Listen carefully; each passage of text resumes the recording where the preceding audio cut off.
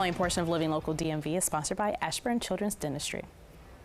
Welcome back. It's the latest trend taking over TikTok, mewing. But it's more than just social media hype. Millions of kids are trying it and not realizing it's tied to serious health concerns. And that's where our fashionable mother-daughter duo, they don't know it yet, but they're going to come back for Litter Sit to do our fashion review as well. Doctors Crystal and Linda Dean Duru, welcome back to the show, ladies. First and foremost, you look fabulous as always. I miss you all when you're not here. But let's start with the elephant in the room. What is mewing? It's so cool. So it's viral on TikTok, and a lot of kids and the tweens and the girls and the guys are coming in asking about what this mewing is. And mewing, it's actually something that we've been talking about with our patients for many, many years and helping them with, but it has to do with your tongue posture and where your tongue lies. And for the trend is talking about, you know, creating a nice jawline, and it's a cosmetic thing, but actually behind the scenes what they don't realize is that it actually scaffolds your facial development, helps with nasal breathing, and actually is just helping to create a better and healthier child. Wow. So it affects a lot of things when the tongue posture is low, and that's what the kids are seeing. Gotcha. Who would have known? So Dr. Linda, now I have to ask, because you are the expert, what is the correct tongue posture? Well, great question to ask, and we have to pay respects to Professor John Mew, who this was named after.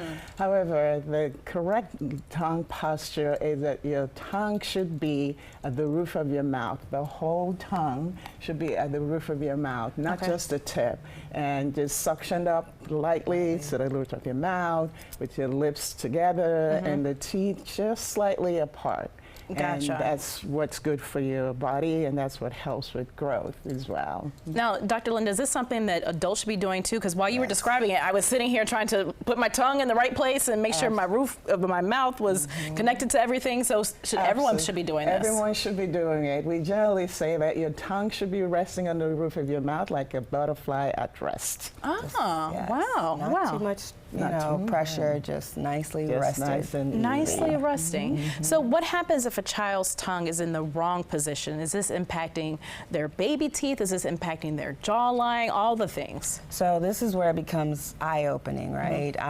If the tongue is restricted, laying low, or kind of just pushing forward, that's going to be affecting how well their baby teeth come in, and adult teeth is going to be affecting how well they're breathing, because you're going to be breathing more through your mouth when your tongue is laying low. It's going to be affecting speech, attention, your body posture. The tongue is actually attached to the tip of the toes through body fascia. You've told me this, is why yes. This is so important, where your tongue is lying constantly. And so if it's not doing that, then your body and everything else is having to compensate and try to figure out how to keep you alive if you're not breathing or putting your tongue where it needs to be. Wow. Well, Dr. Linda, I love when you bring in a model. I don't think everyone got to see it earlier, but tell us how we can correct poor tongue posture. Well, the first thing to do is to be able to observe it and know that it's happening. Gotcha.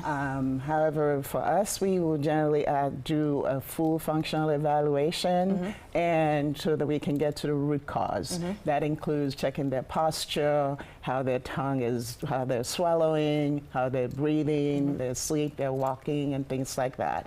And then we will we'll make a tailored plan for that patient, meaning that we're going to get to the root cause, create more space for the tongue, which may include some tongue tie or lip tie or buccal tie releases, laser-assisted therapy, light therapy, and myofunctional therapy as well. So it varies with each kid on what they need to be able to treat the root cause for them. And there's a wealth of knowledge, I will say, on you all's social media page, because I've learned so much about light therapy and laser therapy.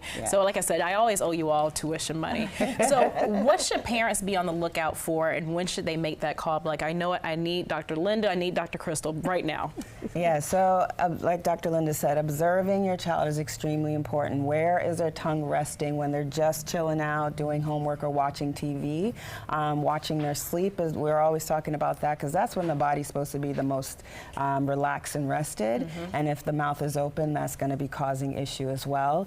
But you want to be noticing any symptoms awake. If they're even things like GERD or acid reflux, crowded teeth, dark circles under the eyes, attention. and yeah, lack of attention, posture issues, that's also a really big one, and just things like recurrent ear infections as well. That can tell us it could be a restricted tongue function somewhere as well. So, very, and very then after important. that, they should take some action and definitely seek us out or seek a very well-trained airway growth guided professional to get help. Well, I know where I get all of my help from, and it's from the two of you ladies. And you can get more information at kidzsmile.com. That's KIDZsmile.com. Yes. Thank you so much for joining us again. Pleasure. Yeah, Always a pleasure. good. Always a Yeah. pleasure. Thank you.